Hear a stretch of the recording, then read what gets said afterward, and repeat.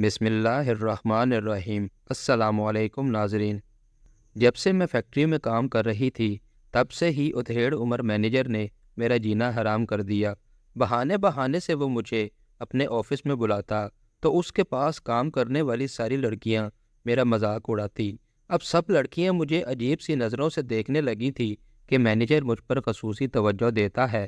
اب اس میں میرا کیا قصور تھا کہ خدا نے مجھے اتنا حسین بنایا تھا۔ میری گوری چٹی رنگت اور بڑی بڑی سیاہ کالی آنکھیں مجھے بہت سی لڑکیوں سے منفرد بناتی تھی، لیکن خدا نے اتنی غربت دی تھی کہ آج اس فیکٹری میں کام کر کے اپنے گھر کا گزارا کر رہی تھی۔ میرا نام سائمہ ہے۔ میرا تعلق ایک انتہائی غریب گھرانے سے تھا۔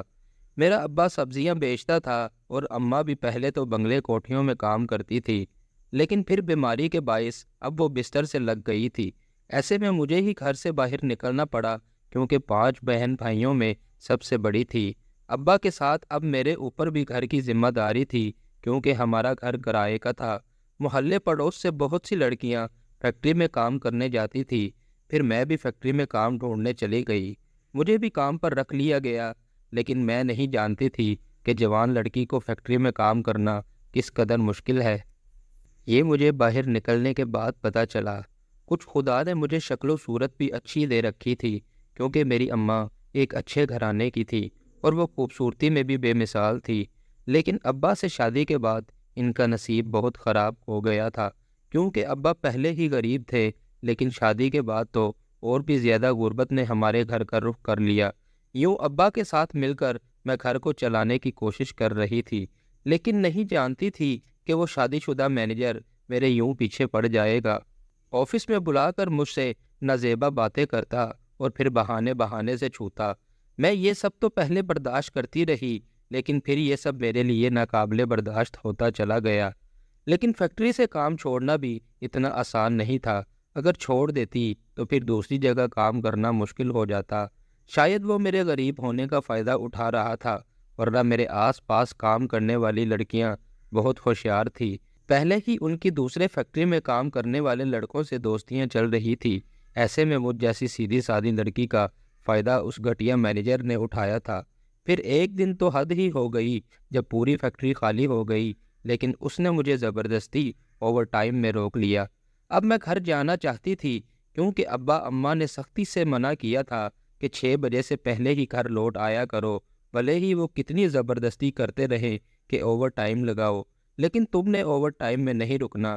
میں بھی اس بات پر پریشان ہو گئی تھی کہ محلے پڑوس کی ساری لڑکیاں چھٹی کر کے چلی گئی تھی، جبکہ میں اکیلی اس ڈپارٹمنٹ میں رکی ہوئی تھی۔ میں جانتی تھی کہ مینیجر نے جان بوجھ کر مجھے اکیلے روکا ہے، کہیں اس کے پیچھے اس کا کوئی مقصد تو نہیں۔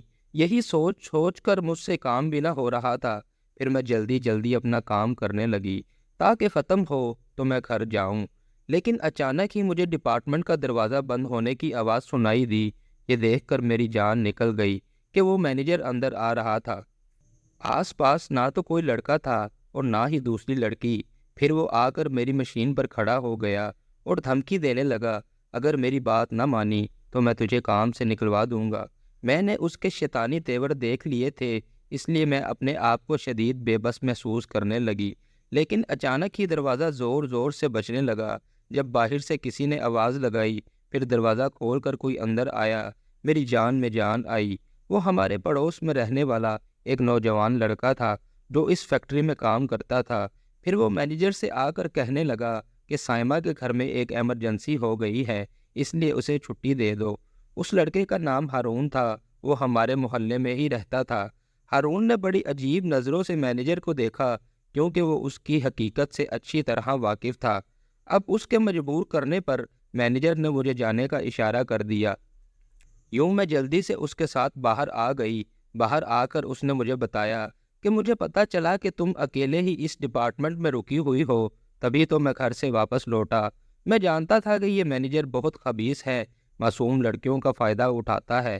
میری مانو تو اس کی بڑے آفس میں کمپلین کر دو، اس طرح تمہاری اس سے جان چھوٹ جائے گی۔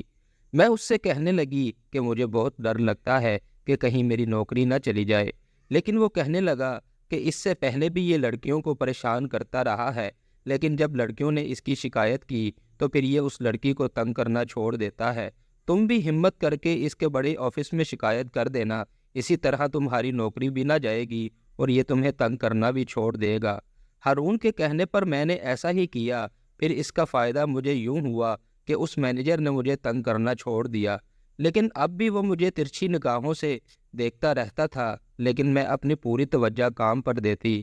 پھر خدا کا کرنا ایسا ہوا کہ اس کو سیٹھ نے آ کر کام سے ہی نکال دیا، کیونکہ اس سے ایک بہت بڑا نقصان ہو گیا تھا۔ پھر سب لڑکیاں کہنے لگی کہ اسے معصوم لڑکیوں کی بددعا لگی ہے، کیونکہ یہ سب کو اپنا ذاتی مال سمجھ کر استعمال کرتا تھا۔